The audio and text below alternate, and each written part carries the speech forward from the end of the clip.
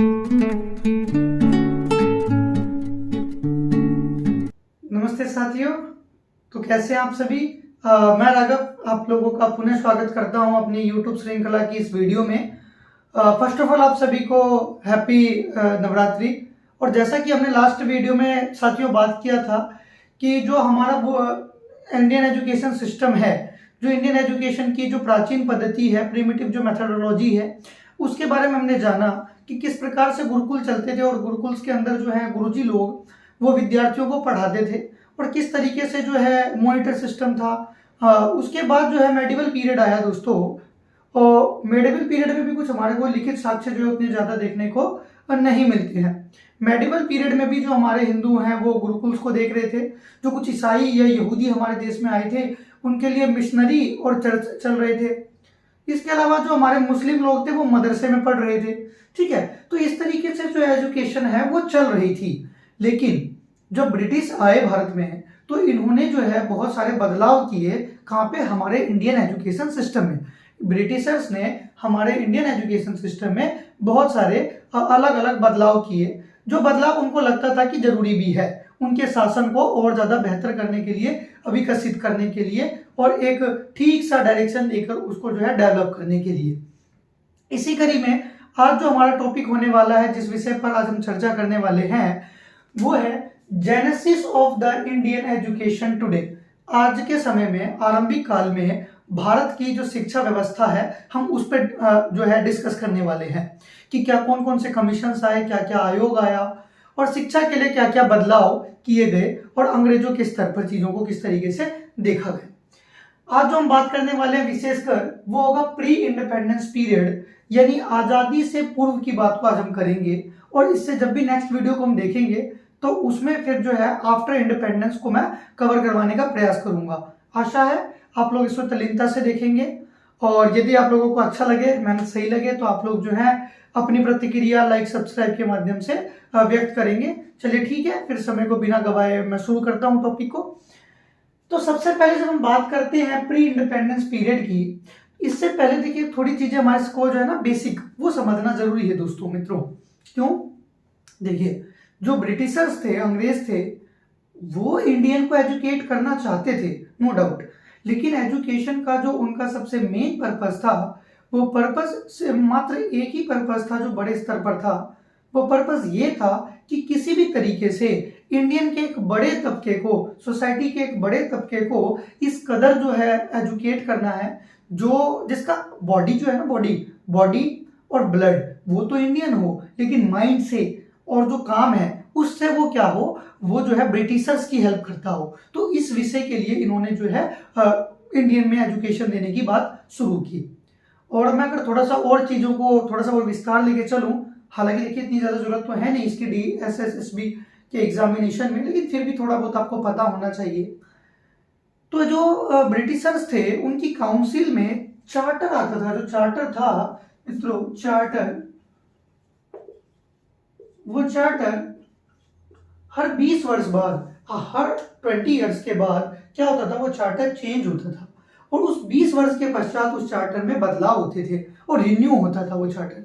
और उसके बाद वो इंडिया में आता था और उस पर जो है सर्वे किया जाता था, उसकी चेक्स किए जाते थे उसमें, तो भाई क्या क्या चीजें हैं, ये नई चेकलिस्ट को मैच किया जाता था और जो भी उसके अंदर इंप्रूवमेंट की बात की जाती थी उसको इम्प्लीमेंट करना जो वाइसराय थे यहाँ के, जो गवर्नर जनरल थे यहाँ के, उनकी ड्यूटी हो जाती थी। तो स्टार्ट करेंगे सबसे पहले मैकॉलेस मिनट्स को लेकर। तो ये जो मैकॉलेस मिनट्स है दोस्तों, मैकॉलेस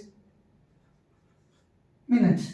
तो मैकॉलेस मिनट्स की जब बात करेंगे तो जानते हैं हम कि जो लॉर्ड मैकाले हैं, उस लॉर्ड मैकाले को 1834 में वो इंडिया आते हैं और लंबे समय तक इंडिया में रहते नहीं हैं। वो सिर्फ और सिर्फ 4 वर्षों तक, 4 इयर्स तक जो है इंडिया में रहते हैं और इंडिया में वो 4 साल तक ही रहते हैं। बट वो जो भी चेंजेस लेके आते हैं ना, वो जो चेंजेस है वो एवरग्रीन चेंजेस लेके आ जाते हैं। मैं या फिर यूं कहूं कि बहुत ज्यादा इफेक्टिव चेंजेस लेके आ जाते हैं। और वो चेंजेस कुछ इस प्रकार के होते हैं दोस्तों, जो एक लाइफ लॉन्ग चल रही है। और ये आफ्टर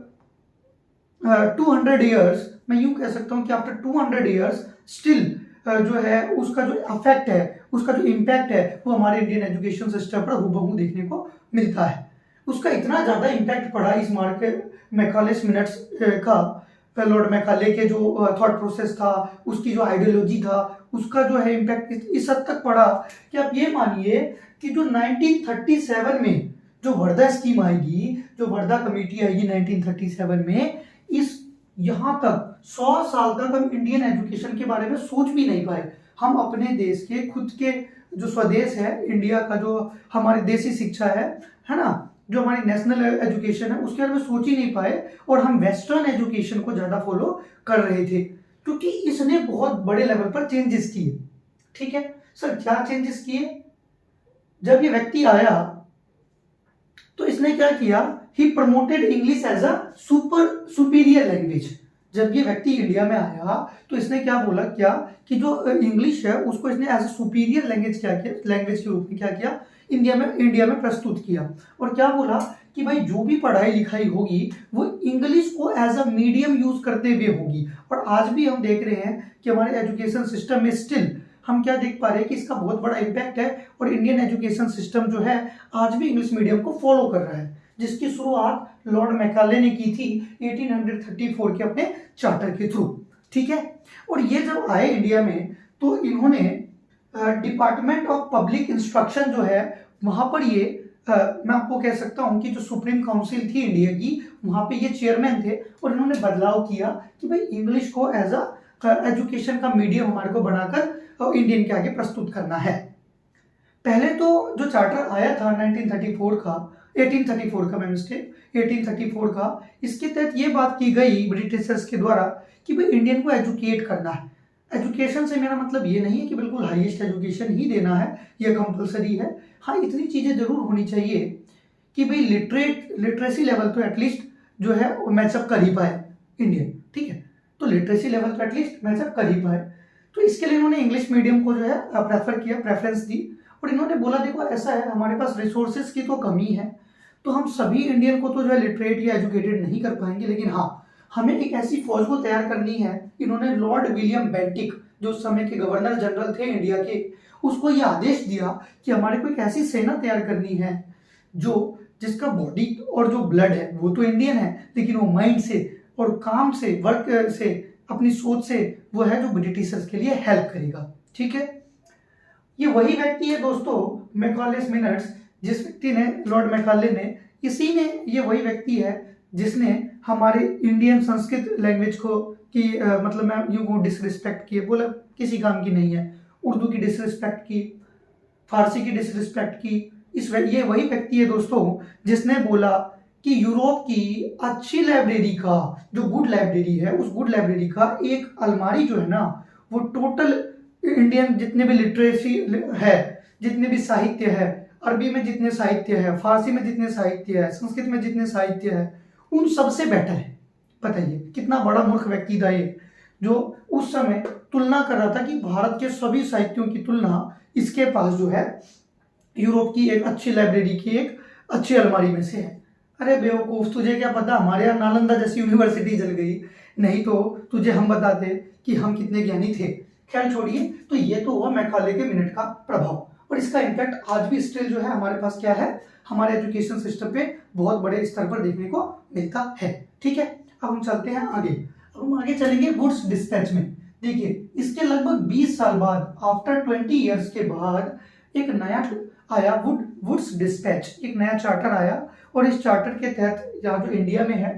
वो भाई एक नई व्यवस्था लेकर आई गई कि कॉम्प्रिहेंसिव एजुकेशन सिस्टम होना चाहिए। देखिए जो मार्ले ये आया था मैकाले, इसने एजुकेशन की बात की थी, लेकिन मैं आपको स्टिल फिर बता रहा हूँ कि जो पर्टिकुलरली इसने क्या बोला कि भाई हमारे को जरूरी नहीं है कि सभी को बहुत ज़्यादा बड़े लेवल पे एजुकेटेड करना है, लिटरेसी लेवल को ग्रो अप करना है, और एक क्लास ऐसा जो है, एक इंग्लिश बोलने वाली क्लास को डेवलप करना है जो कि पढ़ा लिखा समाज का व्यक्ति लगे और जिसके अंदर जो है समझ विकसित हो, इवन थॉट प्रोसेस जो उसका डेवलप हो सके as compare to the other Indians. ठीक है, लेकिन जो वुड्स डिस्पैच आया, इसने बात की कि भाई एजुकेशन सिस्टम में क्या हो रहा है, इसकी जांच की जाए, असेसमेंट किया जाए, इवेल्युएशन किया जाए, और इस इवेल्युएशन के बाद कॉम्प्रिहेंसिव एजुकेशन सिस्टम को जो है सामने लेकर आया गया। ठीक है दोस्तों, और इसके तहत स्कूल जो सेकेंडरी स्कूल्स है, ठीक है, और जो यूनिवर्सिटीज है उसकी नींव रखी गई। ठीक है, उसकी नींव रखी गई और इसके तहत वुड्स डिस्पैच में के अंदर जो है मैं यूं कहूं कि हिस्ट्री इसने क्रिएट कर दी और हिस्ट्री में इसका नाम जो है दर्ज हो गया वुड्स डिस्पैच का। इसको जो है मैग्ना कार्टा ऑफ एजुकेशन भी कहते हैं, Magna carta of education, Indian education. Magna carta मतलब एक बहुत विशाल चार्टर जो एक बड़े लेवल पर, बड़े स्तर पर क्या कर रहा हो, बदलाव की गुंजाइश कर रहा हो या बदलाव की बात कर रहा हो, जिसमें इसने जो है बात की कि भाई सेकेंडरी लेवल पे कैसा एजुकेशन होना चाहिए, यूनिवर्सिटीज में कैसा एजुकेशन होना चाहिए, उसके ऊपर इन्होंने वुड्स डिस्पैच में काफी बातें की। उसके बाद हम बात करने वाले हैं दोस्तों हंटर कमीशन। देखिए 1854 के पास जो बातें हैं, ये चीजें हैं, इसमें बहुत सारे बदलाव तो थे, चेंजेस तो थे, और ये चेंजेस अगर हो जाते तो बड़े स्तर पर क्या हो जाती, चीजें बेहतर हो सकती थी। लेकिन ये चीजें उतनी ज्यादा बेहतर हुई नहीं जितनी ज्यादा की एक्सपेक्टेड थी। इसके पीछे का जो रीजन है वो क्या है कि 1854 में बदलाव हुए ही, और 1857 में आपको पता है इंडिया में एक बहुत बड़ा रिवॉल्यूशन हो गया और ईस्ट इंडिया कंपनी को खत्म करके उसकी जगह जो है ब्रिटिश क्राउन ने अपने अंडर में पावर को ले लिया इंडिया का। तो यहाँ पर जो है आप ये मान लीजिए कि जो साम्राज्य है, एम्पायर जो है, उसको और मजबूत करने की बात होने लग गई और उस चक्कर में उस कारण जो है एजुकेशन पे थोड़ा कम ध्यान दिया जाने लगा। उसके बाद जो नेक्स्ट हमारा जो कमीशन आया है, जो नेक्स्ट हमारा आयोग आया है, कमीशन आया है, वो 1882 में आया है, जिसको हम हंटर कमीशन कहते हैं। और इस हंटर कमीशन की खास बात ये थी दोस्तों कि ये वोकेशनलाइजेशन ऑफ एजुकेशन की बात कर रहा था। हंटर कमीशन ने पाया कि इंडिया में एजुकेशन तो है, चलो ठीक है, थोड़े स्तर पर जो है प्रयास भी कर रहे हैं, कयास लग रहे हैं कि चीजें बेहतर होगी, लेकिन सिर्फ और सिर्फ पढ़े लिखे डिग्री होल्डर बना रहे हैं, वोकेशनलाइजेशन नहीं है। तो डिग्निटी ऑफ लेबर कैसे आएगी, डिग्निटी ऑफ वर्क कैसे आएगा, है ना, वर्क एक्सपीरियंस की बात कैसे होगी, ठीक है, लर्निंग बाय डूइंग कैसे क्रिएट होगी। तो इन सारे पेडागोजिकल थिंग्स को कवर अप करते हुए हंटर कमीशन आया जो वोकेशनलाइजेशन ऑफ एजुकेशन की बात करता है। ठीक है, लेकिन उस जमाने में क्या हुआ दोस्तों कि ये जो हंटर कमीशन ने अपने रिकमेंडेशन दिए ना, ये ना तो बहुत हद तक जो है यहाँ के विलेज के जो लोग हैं उनको समझ में आया, और ना ही बहुत बड़े स्तर पर जो है टीचर्स को और ये मान लीजिए जो सोसाइटी को समझ में नहीं आया, टीचर्स को भी समझ में कम ही आया, क्योंकि उस जमाने में वोकेशनल एजुकेशन की बात कर रहे हैं जो आज तक सही ढंग से इम्प्लीमेंट नहीं हो पाई है। अगर ये इम्प्लीमेंटेशन आज भी हो जाए तो हमारे यहाँ जो बेरोजगारी की समस्या है वो बहुत हद तक जो है डाउन हो सकती है, उसमें गिरावट हो सकती है, और लोग जो है जॉब के पीछे ना भागकर अपना खुद का स्टार्टअप करने की बात करेंगे और उनमें स्टार्टिंग से स्किल डेवलपमेंट की बात होगी। ठीक है, अब बात करेंगे, उसके बाद आया यूनिवर्सिटीज कमीशन जो कि 1902 में आया, और यूनिवर्सिटीज कमीशन के अंतर्गत क्या बात की गई कि जो सेकेंडरी एजुकेशन है उस सेकेंडरी एजुकेशन को यूनिवर्सिटीज के अंदर में रख दिया जाए, और यूनिवर्सिटीज जो है वो क्या करेगी, उसके ऊपर अपना एक तरीके से उस पर लिमिटेशन रखेगी, उसकी देख रेख करेगी कि भाई चीजें सही ढंग से हो रही है या फिर नहीं हो रही है। ठीक है दोस्तों, इसके लिए जो है इंडियन यूनिवर्सिटी एक्ट जो है 1904 इंडियन यूनिवर्सिटी एक्ट जो है 1904 में, मैं यहाँ लिख देता हूँ, 1904 में इंडियन यूनिवर्सिटी एक्ट जो है उसको भी लेकर आया गया ताकि यूनिवर्सिटीज के अंदर में सेकेंडरी एजुकेशन को रखा जाए और एजुकेशन को थोड़ा और बेहतर ढंग से सुधार किया जा सके, उसमें जो है चेंजेस लाए जा सके। देन आफ्टर क्या होता है दोस्तों, देन आफ्टर जो है सैडलर कमीशन आता है, और सैडलर कमीशन ये पाता है 1917 के अंतर में कि जो बदलाव की बात हो रही है, ठीक है, वो अच्छे ढंग से हो रही है और चीजें सही भी हो रही है, लेकिन इनको जो सुझाव देना था, इन्होंने बोला देखिए ऐसा है कि सेकेंडरी स्कूल के बाद सीधा यूनिवर्सिटीज आ जा रही है, तो इससे क्या हो रहा है कि बच्चों को ना छोटे स्तर से सीधा बड़े स्तर में जाने को मिल रहा है, जबकि पढ़ाई उस लेवल की हो नहीं रही और चीजें रिफाइंड ढंग से हमें मिल नहीं पा रही है। तो इन्होंने एक रिकमेंडेशन दिया कि इंटरमीडिएट के कॉलेज किया जाए, या +2 की अवधारणा यही लेकर आए कि +2 जो है वो उसको इन्होंने इंट्रोड्यूस किया। ठीक है, और बोला कि भाई कि जो यूनिवर्सिटी में जाने से पहले +2 तक की शिक्षा जो है बच्चों को मिलनी चाहिए। हाँ, इस +2 में जो मैं यूं कह सकता हूं कि हाई मिडिल क्लास जो है, अपर मिडिल क्लास है, वहां से जो है स्ट्रीम इनकी जो स्ट्रीमलाइन कर दी जाए, थोड़ी सी जो है स्ट्रीम में बाइफर्केशन जो है वो किया जा सके एजुकेशन का, ताकि चीजें और बेहतर ढंग से हो जाए, लाइक आर्ट्स हो गया, कॉमर्स हो गया, साइंस हो गया। ठीक है, और इन्होंने और भी बात की जो भाई हमारे वेस्टर्न कंट्रीज हैं ये वुड्स डिस्पैच ने भी ये बात की थी कि जो वेस्टर्न कंट्रीज में जो भी हमारे मैं कह सकता हूँ आपको कि जो डांस स्किल्स है, ठीक है, जो पोम्स है, वहाँ की जो स्टोरीज है, उसको इंग्लिश के थ्रू, इंग्लिश लैंग्वेज के थ्रू यहाँ पे इंडिया में क्या किया जाए, इंडिया के अंदर उसको इंट्रोड्यूस किया जाए। ठीक है दोस्तों, उम्मीद करता हूँ यहाँ तक आप लोगों को समझ आ रहा होगा, और अगर आ रहा है तो प्लीज़ आप जो है एक लाइक करके जो है मेरा हौसला बढ़ा सकते हैं। और बिना समय को गवाए हुए हम चलते हैं हॉटो कमेटी के ऊपर। द हॉटो कमेटी जो कि 1929 के अंतर्गत आया है, हॉटो कमेटी 1929 में आया, और इस हॉटो कमेटी ने ये जो बात की है वो बात की है एजुकेशनल रिफॉर्म्स की, एजुकेशनल रिफॉर्म्स की बात की। और इस हॉटो कमेटी ने कहा कि देखो जो इंडियन एजुकेशन है ना, वो पूरी तरीके से क्या हो गया है सर, वो सिर्फ और सिर्फ डिग्री लेने वाली बन चुकी है, और इसमें बहुत सारे बदलाव करने की जरूरत है। देखो लगभग सबकी मिलती जुलती बातें ही हैं, लेकिन फॉलोअप ठीक ढंग से नहीं हो पा रहा। इस ऑटो कमेटी ने क्या कहा, इस ऑटो कमेटी ने कहा कि जो सेकेंडरी एजुकेशन है वो तो होनी चाहिए, और जो बात हो रही थी +2 तक की, इसको भी ठीक ढंग से जो है इम्प्लीमेंट करने की आवश्यकता है। और जो बच्चे हैं उनको वोकेशनल एजुकेशन के साथ साथ कुछ टेक्निकल एजुकेशन भी दिया जाए तो ज़्यादा बेहतर है, ठीक है, ताकि वो जो है बेरोजगार नहीं रहे, अनएम्प्लॉयड नहीं रहे। मेरे कहने का मतलब उस जमाने में अनएम्प्लॉयमेंट से नहीं है, लेकिन हाँ कुछ तो अपना काम करे, एक असेट के रूप में उभर कर आए, ना कि एक लायबिलिटी के रूप में, ठीक है। उसके बाद जो 7th हमारा आया है वो आया है द सप्रू कमीशन। और सप्रू कमीशन जो है ये 1934 हमारे को देखने को मिलता है दोस्तों, जो कि डाइवर्सिफाइड करता है वोकेशनल कोर्स को। अब ये जो सप्रू कमीशन है,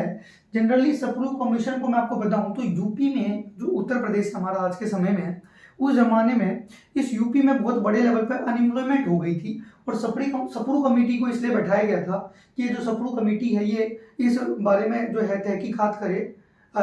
चेक करे कि भाई क्या कारण है। तो इसने पाया कि जो हमारे युवा हैं, जो हमारे यंग जनरेशन है, वो मेहनत तो कर रही है लेकिन एक सही ढंग से मेहनत नहीं कर रही, और मैट्रिक क्लास तक यानी 10वीं क्लास तक की चीज़ें खत्म हो जा रही है और आगे नहीं बढ़ पा रही। तो इन्होंने बोला कि अलग अलग स्तर पे, अलग अलग मतलब लोअर मिडिल क्लास के बाद अपर मिडिल क्लास जैसे स्टार्ट हो, वोकेशनल एजुकेशन देना शुरू कर दो, कहीं टेक्निकल देना शुरू कर दो, टेक्निकल एजुकेशन हो गया, ठीक है, वोकेशनल एजुकेशन हो गया, इसके अलावा कुछ स्किल डेवलपमेंट कोर्स होने लगे, ताकि जिसका जिधर भी इंटरेस्ट हो वो उधर जा सके। इसने जनरली 2 टाइप की जो है चीज़ें बताई, एक पढ़ाई वो जो कि डिग्री होल्डर करने के लिए आगे बढ़ सके, और दूसरी एक जो फैक्ट्री वगैरह में या फिर इंडस्ट्री वगैरह में जो काम करे उसके लिए इनफ हो, और वो यहाँ से जाकर जो है मैट्रिक के बाद अपनी पढ़ाई को आगे कंटिन्यू कर सके। फिर उसके बाद आया ये जो चेंजेस हुए, इसके बाद किसको बुलाया गया, एबोट वुड रिपोर्ट। एबोट और वुड को बुलाया गया इंडियन काउंसिल के अंदर, और इनको बोला गया भाई ऐसा है कि आप लोग सजेशन दीजिए कि क्या बदलाव करने की आवश्यकता है इंडियन एजुकेशन सिस्टम में, ताकि चीज़ें और बेहतर ढंग से चले। तो क्योंकि जो सप्रू कमेटी ने रेफर किया था, इन्होंने उस बात के साथ एग्री किया, और पॉलिटेक्निक जो है उस पॉलिटेक्निक को इन्होंने क्या बोला कि भाई ये बहुत सही है और पॉलिटेक्निक होना चाहिए। आफ्टर 10th क्लास इन्होंने जो है मैकेनिकल है ना और टेक्निकल वर्क के ऊपर ज़्यादा फोकस किया,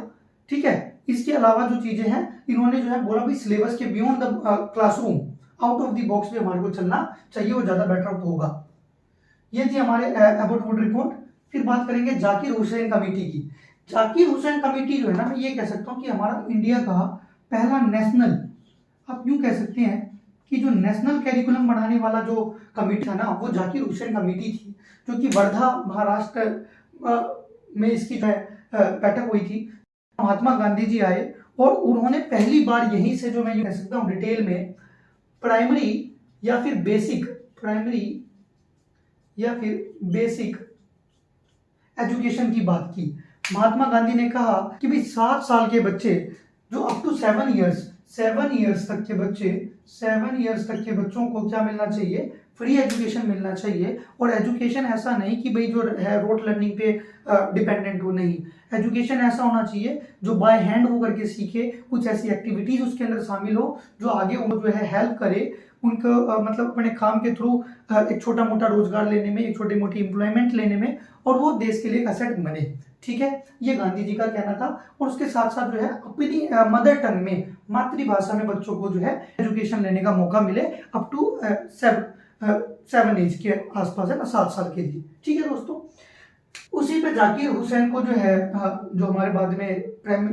ठीक है, जाकिर हुसैन को जो है ये भाई सौंपा गया कार्य कि आप एक रिपोर्ट पेश कीजिए, और इस रिपोर्ट ने आगे रिकमेंडेशन की बेसिक एजुकेशन की, और फिर बाद में सार्जेंट रिपोर्ट आई। और सार्जेंट रिपोर्ट को दोस्तों मैं ये कह सकता हूं कि इस सार्जेंट रिपोर्ट ने यूनिवर्सलाइजेशन ऑफ एलिमेंट्री एजुकेशन किया। जितना इसने एलिमेंट्री एजुकेशन का विस्तार किया, शायद ही किसी कमेटी ने या कमीशन ने इतनी ज्यादा रिकमेंडेशन दी। सार्जेंट कमेटी जो है दोस्तों, इसने काफी डिटेल में चीजों को बताया है। इसने प्राइमरी एजुकेशन की भी बात की, इसने जो है मिडिल स्कूल की भी बात की, इसने जो है सीनियर सेकेंडरी की भी बात की, इसने जो है कॉलेजेस एंड यूनिवर्सिटीज की भी बात की। तो सार्जेंट कमेटी जो है, सार्जेंट रिपोर्ट जो है, अपने आप में एक बहुत इंपॉर्टेंट रोल प्ले करता है हमारे एजुकेशन के रिफॉर्म में। मैं यूं कह सकता हूं कि इन्होंने कहा कि भाई देखो ऐसा है कि प्राइमरी जो बच्चे हैं ना, प्री प्राइमरी में बच्चे 3 से 6 साल के बच्चे होंगे प्री प्राइमरी में, 3 to 6 ईयर्स के बच्चों को प्री प्राइमरी के स्कूल में डालो, जहां पर वो बेसिक जो है चीजें हैं खेल कूद के माध्यम से सीख सके। इसके अलावा इन्होंने बोला जो 6 से लेकर 11 ईयर्स के बच्चे हैं, 6 से लेकर 11 साल के बच्चे हैं, उनको जूनियर बेसिक चीजें सिखानी है, तो उनको जूनियर बेसिक क्लास में डालो। और इसके बाद जो है 11 से लेकर जो 14 साल के बच्चे हैं 11 to 14, उनको सीनियर बेसिक में डालो, ताकि वो जो है बेसिक एजुकेशन को ले सके। और बेसिक के बाद इन्होंने बोला जैसे सीनियर बेसिक में आएगा, उसके बाद स्कूल को 6 साल का कर दो, एटलीस्ट 6 ईयर्स का, लगभग वही देख रहे हो आप 6 से लेकर 12 जो अभी चल रहा है, लगभग 6 साल की एजुकेशन हो, जिसके अंदर जो है 2 स्ट्रीम मेन चले, मैं आपको बता ही रहा था, एक डिग्री वाली और दूसरी कौन सी हो जिसके अंदर जो है स्किल्स सिखाई जाए, ताकि जो है लोगों में अनएम्प्लॉयमेंट नहीं रहे। क्योंकि सभी व्यक्ति तो होते नहीं है ना, जो हर कोई तो ऐसा नहीं कि भी पढ़ लिख के ही बढ़ना चाहता है, कुछ व्यक्ति की मजबूरी भी होती है, कुछ पढ़ना नहीं चाहते, कुछ दूसरे स्किल्स सीखना चाहते हैं, वो उसमें अच्छे हैं तो उसको नर्चर करना चाहते हैं। तो सेकुलर कमीशन ने उसी की बात की, साथ साथ इंटरमीडिएट कॉलेज की भी बात की, और इसने जो है यूनिवर्सिटीज के रिफॉर्म्स की भी बात की। हालांकि यूनिवर्सिटीज को ज्यादा बेहतर ढंग से आगे बढ़ाने के लिए स्ट्रिक्टली जो रूल्स लेके आया था वो यूनिवर्सिटीज कमीशन भी लेकर आया था, लेकिन सार्जेंट रिपोर्ट जो है ये भी अपने आप में काफी महत्वपूर्ण थी। तो इस तरीके से आज हमने जाना कि भाई आजादी के बाद, प्रारंभिक समय के बाद मैकॉले मिनट्स के जो है वो क्या बदलाव लेके आया, वुड्स डिस्पैच क्या बदलाव लेके आया, हंटर कमीशन क्या बदलाव लेकर आया है, यूनिवर्सिटीज जो कमीशन है वो यूनिवर्सिटीज के लिए, और बाकी एजुकेशन में जो है सेकेंडरी एजुकेशन किसके लिए इसका कंट्रोल था उसको, सेटलर कमीशन जिसने इंटरमीडिएट कॉलेज की बात की। ठीक है, फिर हम बात करेंगे हॉटडॉग कमीशन की, फिर हम बात करेंगे सप्रो कमेटी की जो यूपी में बताता है अनएम्प्लॉयमेंट के कारणों को, और डाइवर्सिफाइड वोकेशनल एजुकेशनल कोर्स की बात करता है कि भाई अलग अलग स्तर पर अलग अलग तरीके के वोकेशनल एजुकेशन हो। बोर्ड रिपोर्ट की बात करूंगा जो पॉलिटेक्निक्स जैसे टेक्निकल कोर्स को इंट्रोड्यूस करते हैं इंडियन एजुकेशन सिस्टम में। फिर हम बात करेंगे जाकिर हुसैन कमेटी की जो वर्धा स्कीम की बात करता है, जहां पर महात्मा गांधी की आइडियोलॉजी देने को मिलती है, और 90 वो बताते हैं कि भाई 7 साल के बच्चों को है प्राइमरी एजुकेशन जो है वो फ्री में दी जाए और मदर टंग में दी जाए, और बच्चे जो है करके कुछ डिग्निटी ऑफ लेबर है ना, वर्क एक्सपीरियंस के थ्रू चीजों को सीख पाए। फिर हमने सार्जेंट ट्रिप देखा जिसने जो है प्राइमरी है ना, मिडिल स्कूल एंड जो यूनिवर्सिटी कॉलेज है उनके बारे में बात की। तो इस तरीके से आज हमने जानने का प्रयास किया कि जो दोस्तों प्री इंडिपेंडेंस पीरियड है, आजादी से पहले का जो समय है, उस आजादी से पहले के समय में जो ब्रिटिशर्स हैं उन्होंने इंडियन एजुकेशन को लेकर क्या क्या बदलाव करने के प्रयास किए और किस हद तक वो सफल रहे, और उनमें से किसका इम्पैक्ट क्या क्या पड़ा है। आशा करता हूँ आप लोगों को ये वीडियो अच्छा लगा होगा, और यदि अच्छा लगा है तो भाई कृपया आप जो है इसको लाइक सब्सक्राइब कर सकते हैं, और बाकी कुछ सीख मिली हो तो इससे अच्छी बात तो क्या ही हो सकती है। तो फिर आपसे मिलते हैं एक अगली वीडियो में, तब तक के लिए नमस्ते, नमस्कार, धन्यवाद, जय हिंद, जय भारत।